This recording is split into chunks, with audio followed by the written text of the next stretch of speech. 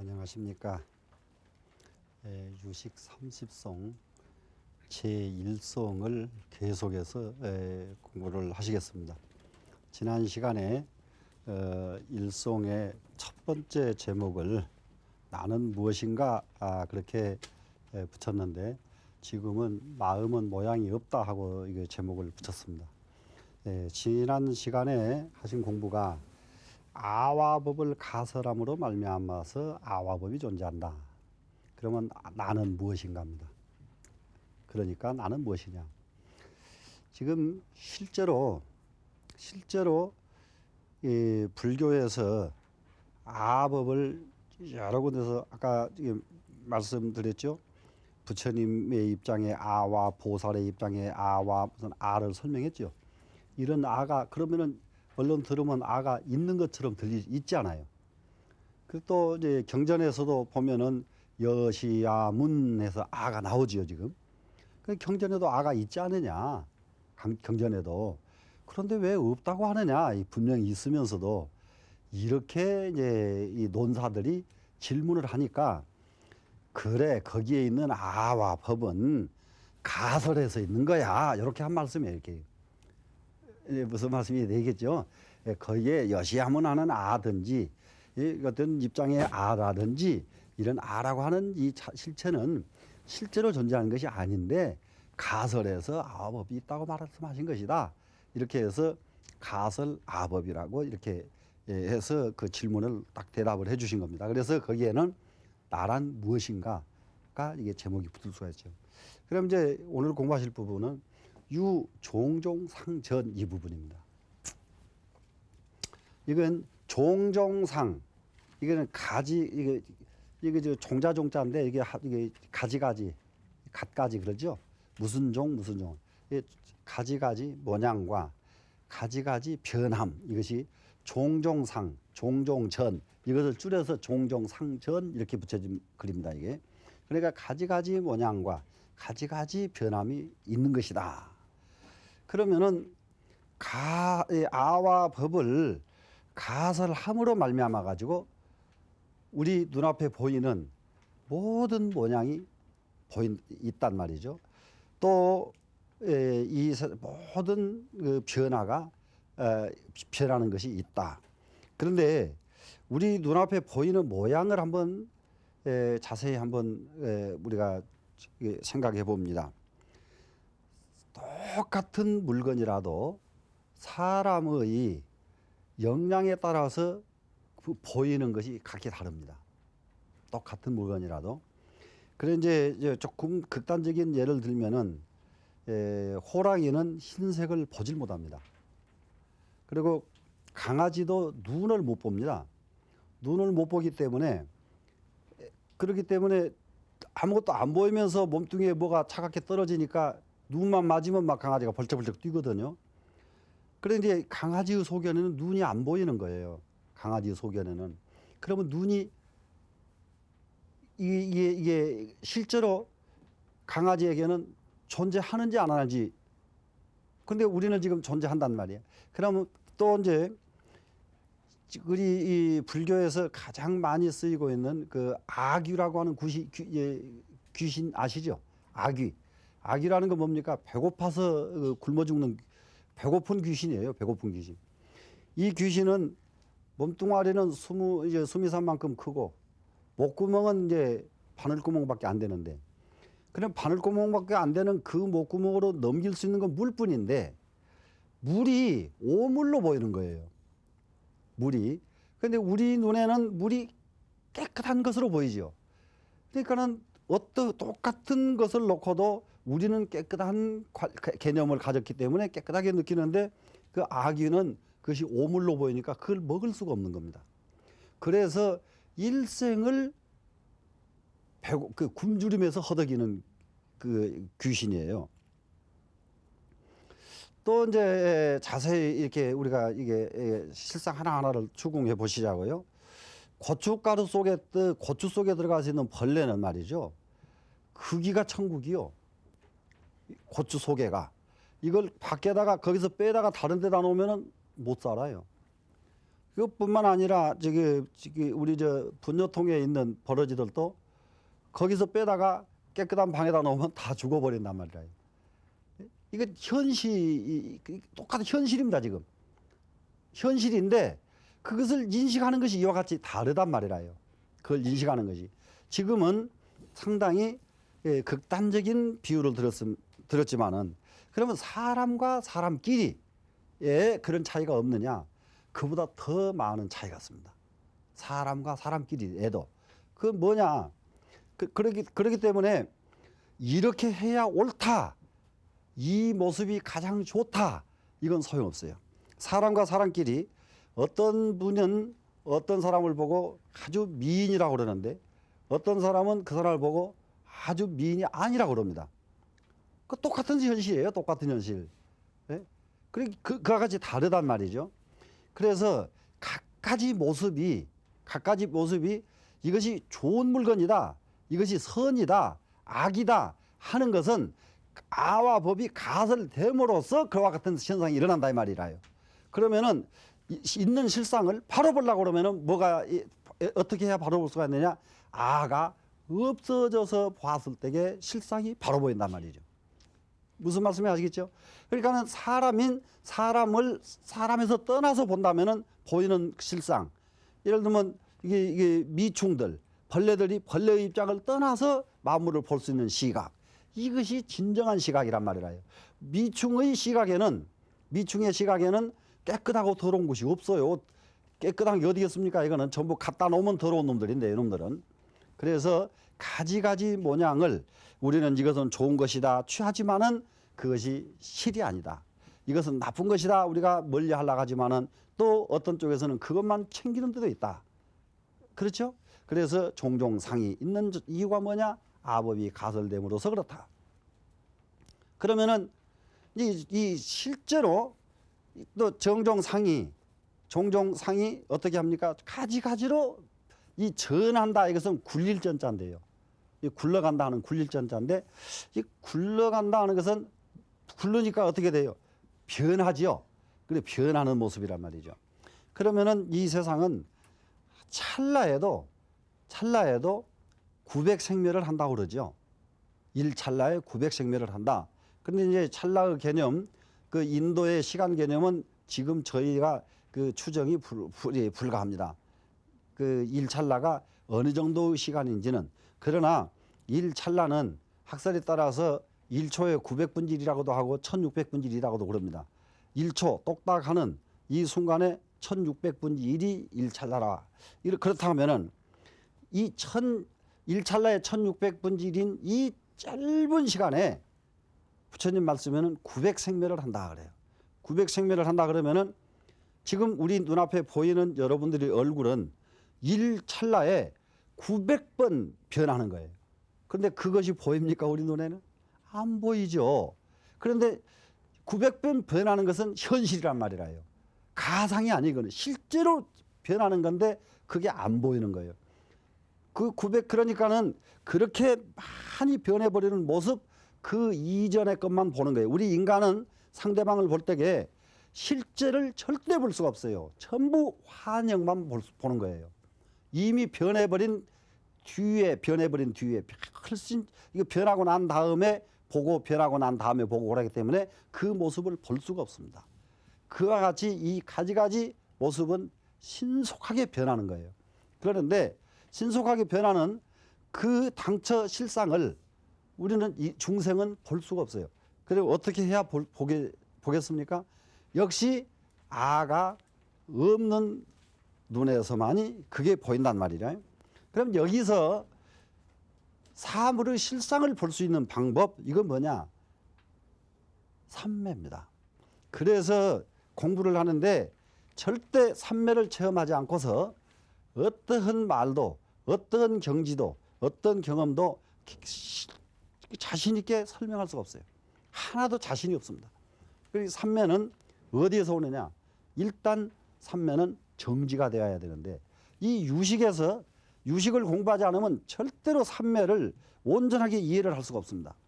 왜 그러냐면은 이제 이 점차적으로 이제 이게서 계속 앞으로 공부가 되실 것인데요. 우리는 제일 먼저 제8 아래하식이 있죠. 두 번째 제7 말라식이 있죠.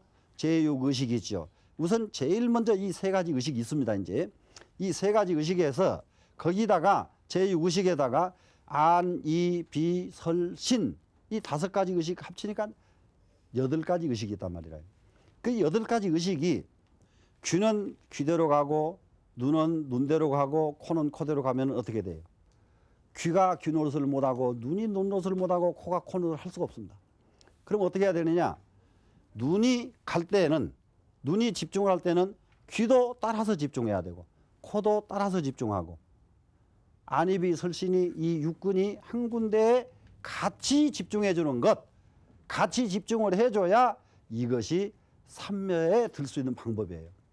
그러니까 이 유식을 공부하지 않고 이 유식 마음을 자기 마음을 완전하게 이게 이해하지 못하고서 그렇게 그러면서 삼매에 들어가려고 그런다면은 삼매를 어떻게 들어갈 재주가 없단 말이에요. 그러면은 이게 눈에다가 딱 의식을 뒀는데 눈에 의식을 뒀는데 다른 기관이 눈과 함께 딱 집중하려고 하면 어떻게 하면 됩니까? 그게 가능할까? 염려하지 않아도 돼요. 가능합니다. 인간은 가장 위급한 상황에서 어느 상황을 이렇게 꿰뚫어 볼 적에는 일시에 보는 것 이외에 다른 생각이 이만큼도 안 납니다.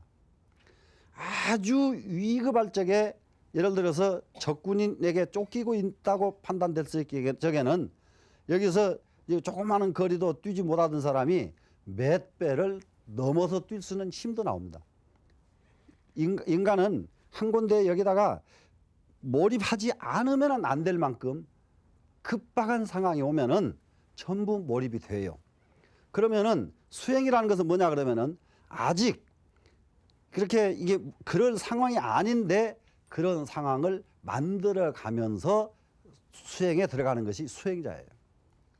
그러면은 이게 가지가지 모습과 가지가지 변하는 이런 것들은 당초에 모양이 정해져 있느냐, 정해져 있는 모양을 우리는 볼 수가 있느냐, 정해져 있는 모양을 볼 수도 없고 모양은 당초에 정해진 모습이 존재하지 않는다. 여기서 이제 모양에 대해서 이제 한 가지만 더 이해를 하고 갑시다. 사람이 가장 중요한 것은 뭐냐 그러면은 대부분이 사람들이 인격을 이렇게 가지고 싶어 하죠. 인격을 가지고 싶어 하고 그 인격을 이게 성취하고 나면은 인격을 성취하고 나면은 대부분이 뭐가 많이 변합니까? 얼굴 모습이 변하죠. 그래서 세속적인 그 모습 변하는 모습은 놔두고 옛날에 그 한용운 스님과 저기 저 오대산의 방한암 노스님에 대한 그 얘기를 잠깐만 해드릴게요. 한용운 스님은 7일 용맹 관음 기도를 하시고 나서 그분이 외형이 완전하게 변하셨거든요. 그리고 어떻게 외형이 변하셨느냐? 한용운 스님은 7일 용맹 기도를 하시기 전에는 누가 어디 가서 말을 하면은 꼭 시비하는 사람이 생겨요.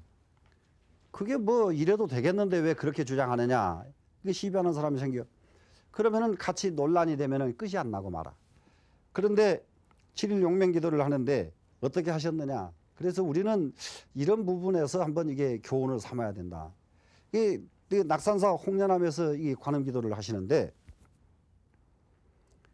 목탁을 치고 바다를 이렇게 바라보시면서 저 바다 끝에까지 내가 부르는 관세음보살 소리가 가게 해야 되겠다 이 생각이 났어요.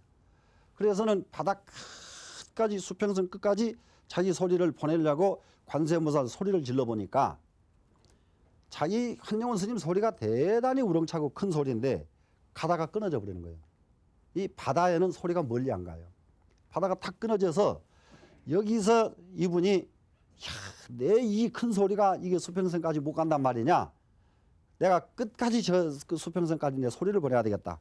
그렇게 하고 발심을 해가지고 소리를 계속 질리는데 그게 일주일이 걸렸는데 바다 수평선 끝까지 소리가 관세음보살 소리가 지릉지릉 갔단 말이라요. 갔는데 한용운 스님은 그 순간을 그렇게 일주일이 갔는데 그걸 모르고 그냥 계속 소리만 질러대신 거예요. 그게 뭐겠어요? 그게 삼매란 말이라요. 본인이 몰라. 그러니까 그 이 산매 속에서 한 가지 특이한 것이 뭐냐 그러면 모든 신진대사가 정지된다는 사실이에요. 산매는 신진대사가 전매. 그래 그렇게 체험을 하시고 난 뒤부터서 한용운 스님은 입을 벌리면은 말이 나오고 붓을 들면 글이 나오는데 한용운 스님이 말씀만 하시면 듣는 사람이 전부 합장하고 들었다 이 말. 예? 이러한 그 변화가 어디에서 이 산매를 체험했기 때문에 지금 제 오대산의 방하남 노스님 같은 어른은 그 이 조실 스님이 되셨는데 선방에 큰 조실 스님이 되셨는데도 이 외형이 어떤 모습이 비슷하느냐 그러면은 그 나무 짊어지고 나무 하는 이런 분들의 모습을 벗어나질 않아요. 외형이. 그러니까는 딱 만나 뵈면은 굉장히 높은 이 경지가 있는데 만나서 이게 말씀 듣기 전에는 그 경지를 볼 수가 없잖아요. 그런데 이 어른이 공부에 가닥이 나지 않는 것을 참회하시고 내가 이렇게 공부가 가닥이 나지 않을진대는 대중을 잘 봉양해서 그분들이 공부를 잘할 수 있도록 만들어야 되겠다. 이렇게 마음을 놓고는 대중처소에 가서 공양주를 하신다고요. 이 공양주를 석 달을 하셨어요. 얼마만큼 정성 들었게 지극한 마음으로 공양주를 하셨는지 석 달 딱 끝나고 나니까 얼굴이 싹 변하셨어요. 변하셨는데 그때부터서는 누구든지 보면은 입을 열기 전에 뵙기만 하면은 가마를 입는 거예요. 우리가 이 세상에 어려운 일이 온다. 어째서 오냐? 내 마음이 사특함이 조금만이라도 남아있으면 어려운 일이 자꾸 옵니다. 그러니까 어려운 일이 나한테 온다 그럴 때에는 어떻게 해야 돼요? 그 마음의 사특함을 먼저 빼내야 된다고요. 그래 이제 그런 그 형상이라는 것은 무엇에 의해서 변하느냐? 종종 상전 그랬죠? 가지가지 모습이 변한다. 무엇에 의해서죠? 마음에 의해서 변하는 거죠. 그럼 그 마음을 어떻게 하니까 변하느냐? 마음을 잘 쓴다고 해서 변하는 게 아니라 한 군데 몰입해서 삼매의 체험에 들어가야만 된단 말이죠. 우리가 흔히 마음 잘 쓰고 힘드는 사람들 종종 본다고요. 그러면 그 단계에서 한 번 더 들어가서 정말 몰입해서 삼매를 체험하라. 그러면은 내가 운명이 바뀌고 내 모든 업이 바뀔 수가 있다. 이걸 가르치는 것이 유식이에요. 그렇기 때문에 이 세상의 모든 것이 전부 다 마음이다 이 말이죠. 전부 마음. 그런데 이 마음은 본래 이 종종상, 종종전, 이 상전이라고 하는 가지가지 모습이라고 하는 것은 실제 모양이 존재하지 않는단 말이라요. 실제 모양이 존재하지 않기 때문에 이 마음은 내가 어떤 마음으로 간절하게 내면은 그 마음이 커지는 거고 사특한 마음으로 일념을 다하면은 사특한 대로 마음이 커져버리는 것이고 또 하나 이것도 아니고 저것도 아닌 마음을 가지고 살면은 이거는 중생 마음으로서 영원히 이 중생의 업에서 벗어날 수 없는 이런 마음만 존재하게 된단 말이죠. 이게 이 모양이 정말로 존재한다. 만약에 모양이 존재한다 그러면은 수행을 해서 뭐 하겠어요? 수행할 필요가 있겠습니까? 없죠. 수행할 필요가 없어요. 도 닦을 필요가 없습니다. 존재하지 않기 때문에 절대로 이 마음을 얼마든지 우리는 발심을 해가지고 이 마음을 발심해가지고 내 모습을 변화시키고 또 내 모습이 변한 만큼 또 내 업이 변한단 말이죠. 그러니까 내 모습을 변화시키고 내 업을 변화시킬 수 있는 방법이 뭐냐? 유식이다 이 말이다. 유식이다. 그러면은 이렇게 되려고 하니까 이게 중국 사람들이 사고방식을 하나 이해를 하셔야 돼요. 중국 사람들 사고방식의 장자의 말이죠. 지인과 신인과 성인이라는 분류를 합니다. 지인, 신인, 성인. 자, 지인이 어떤 사람이겠어요? 지극한 사람이죠.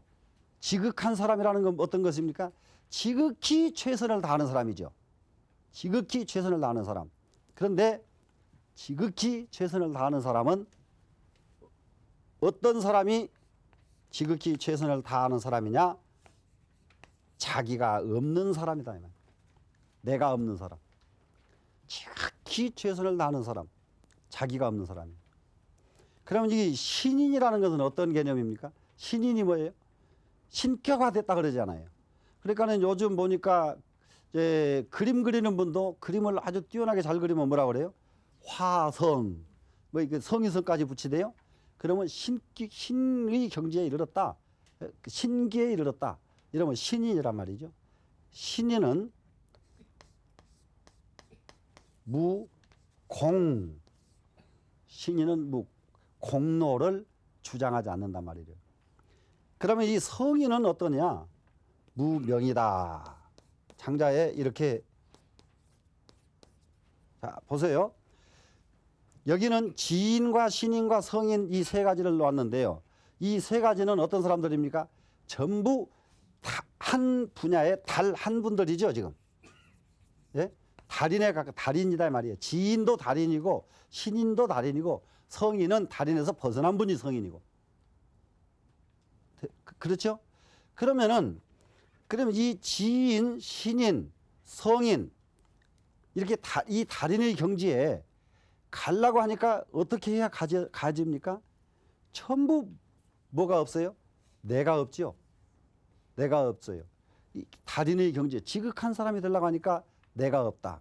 내가 없다는 것은 내 자신, 나를 위하는 마음, 내 고정적인 관념, 내 개념 여기에 국집되어 있지 않다 이 말이라요. 국집되어 있지 않고 그렇기 때문에 한 가지에 지극정성을 다할 수가 있단 말이에요. 지인 그러면은 한 가지 일에 몰입해서 지극정성을 다한 사람이라고요. 그러면 이 사람은 어떻게 어디에까지 가느냐? 자기 없는 자리에까지 온다. 신인은 공이 없는 자리에까지 온다. 공이 없다는 것은 우리는 한번 또 생각을 해보십시다. 누구든지 남에게 모르는 것을 가르치고 나서도 내가 가르쳤다고 자랑하고 싶죠. 남에게 뭘 조금 이익을 주고 나면은 내가 그 사람 이익 좋다고 자랑하고 싶죠. 이게 중생들이거든요. 그런데 이 신인의 경지는 이 세상 사람들에게 모든 이익을 다 주고도 내가 이익을 준 일이 없다는 개념이에요 지금. 그럼 이 성인은 어떤 거냐? 성인은 성인이라는 이름 자체를 거부하는 거예요. 성인이라는 이름 자체를 후대 사람들이 성인 그러지 부처님이 내가 성인이다 하신 일이 없고 성인이 되고자 하는 마음이 있으면은 아직은 뭐라 그러죠? 성인이 되고자 하는 마음이 있으면은 아직은 내가 있는 거죠. 그렇죠? 그래서 이러한 경지에 이를 수 있는 것이 지인, 신인, 성인의 경지에 꼭 하고 싶은 우리는 마음은 있는데 이렇게 하려고 하면 어떻게 해야 갈 수가 있느냐? 국집에서 먼저 벗어나야 되겠다. 상에 빠지지 말아야 되겠다. 종종상 종종전 그러니까요. 각가지 모습이 각가지 변한단 말이죠. 그럼 각가지 모습에서 우리는 초탈해야 된다. 초탈하는 방법 하나. 제일 나쁜 조건에다 갖다 놓으니까 제일 조건으로 만든 사람은 이 사람은 가장 나쁜 데서 성공한 사람입니다. 그러니까 지금 우리는 전부가 지금 산업 장에서도 뭐 요즘 우리나라에 무슨 3D 업종 해가지고 절대 힘들고 안 가려고 그러잖아요. 그런데 정말로 이 세상에 성공한 사람은 힘든 자리, 좋은 자리를 가리지 않습니다. 가장 나쁜 곳에 가면은 그 자리를 가장 좋은 자리로 만들어 놓는 사람이에요. 힘든 자리를 피하고 좋은 자리만 가는 사람은 좋은 자리에 갖다 놓으니까 좋은 자리에 흐려놓는 사람입니다. 그래서 이 상에서 우리는 상에 집착해서 벗어나 버려야 된다. 상에 집착해서 벗어나. 그러면은 여기서 벗어나니까 어떤 사람이 됐어요? 지극한 사람이 되고 신인이 되고 성인이 된단 말이에요. 그러면은 이 상의 모습에서 벗어나지 못한 사람은 어떤 사람이죠? 이거는 중생이고 소인이란 말이죠. 그리고 불교에서 말하는 범부단 말이죠. 그래서 이런 분들은 계속 좋은 것만 추구하고 나쁜 것은 싫어하고 이러는 거죠. 자, 또 한 가지 이거요. 이 세상의 모든 법은 일시라도 정지하면 세상이 파멸이에요.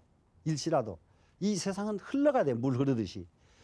그런데 대단히 인간은 변하는 것에서 겁을 내요.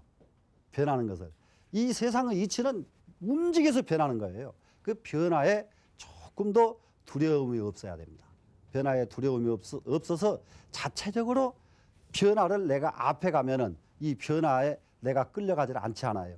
이걸 가르치는 것이 유식이다. 되시겠죠? 또 다음 시간에 뵙겠습니다.